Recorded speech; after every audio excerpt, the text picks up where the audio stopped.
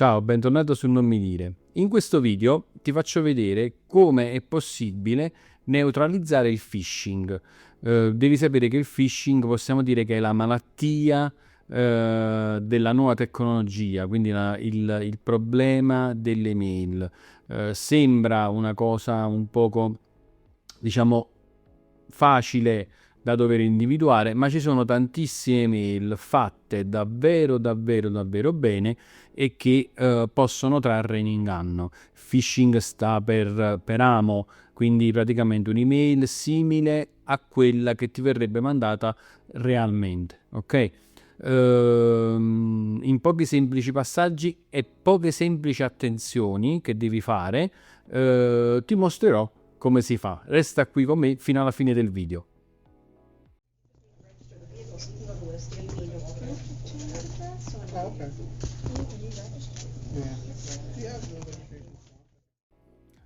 Allora, come facciamo di solito, come faccio di solito, ti faccio aprire il tuo Gmail.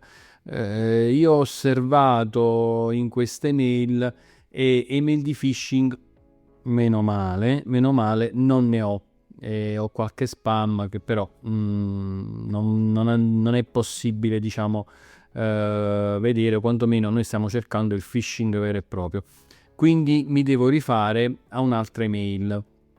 Ok, tu ovviamente continua a seguire, io nel frattempo apro un'altra email e ti mostro come è possibile, diciamo, trovare l'email phishing, se è vera o meno. Allora, la prima email che ti voglio far vedere è questa qui. Questa qui non so se alcune volte ti è capitata, ma convocazione giustizia, ok? Cioè ti arriva questa email dicendo che c'è questa convocazione per una causa, una cosa del genere. Come è possibile rilevare che è phishing? Oddio, questa qua è fatta un po' male, però il documento è fatto abbastanza bene.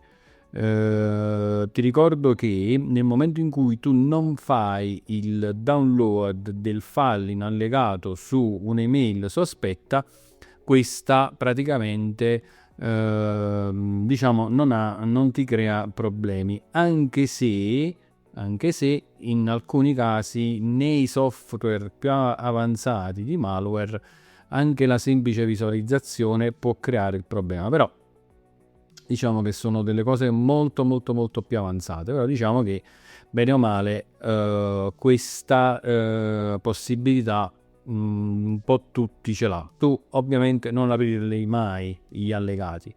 Come puoi vedere il sistema di spam di Gmail in questo caso ha funzionato, infatti me la ritrovo nelle mail di spam di questo account.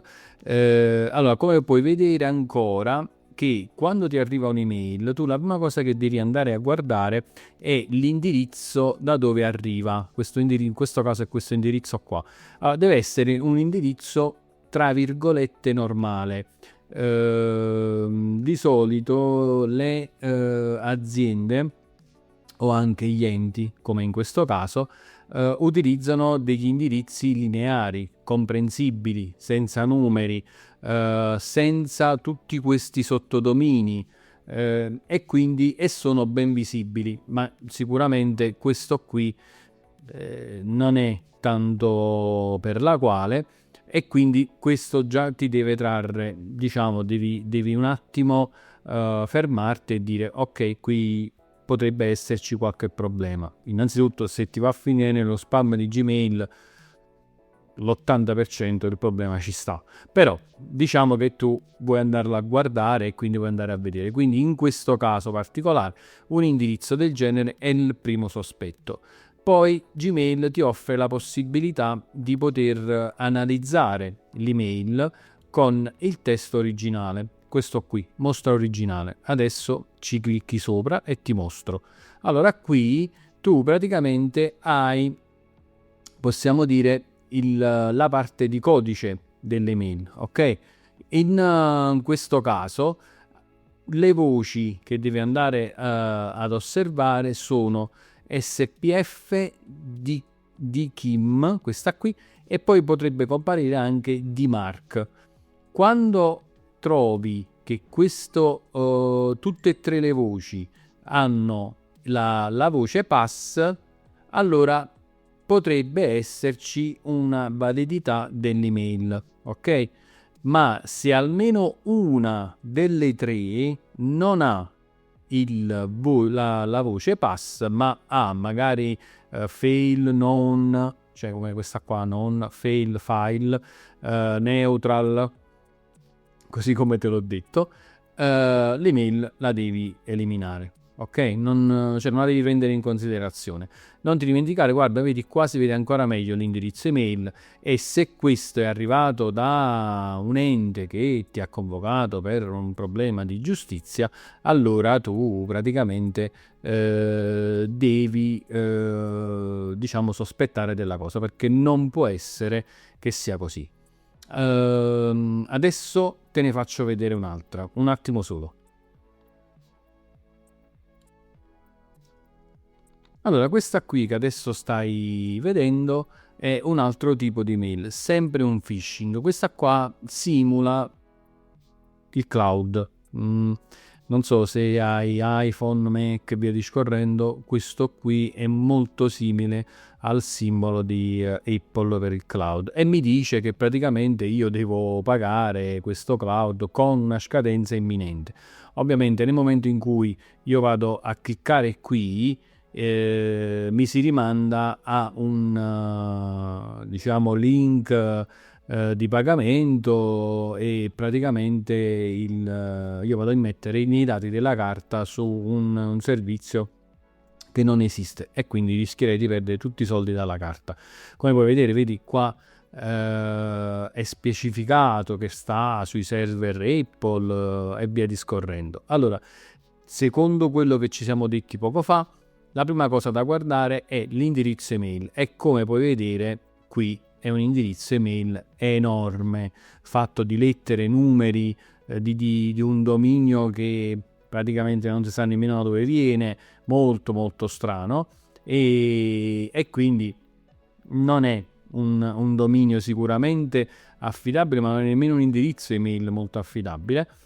E seconda cosa, andiamo a vedere, proprio che vogliamo sapere questa email se è buona o meno, mostra originale, e andiamo a vedere le cose che ti ho detto prima, quindi l'SPF, il DKIM e il DMARC.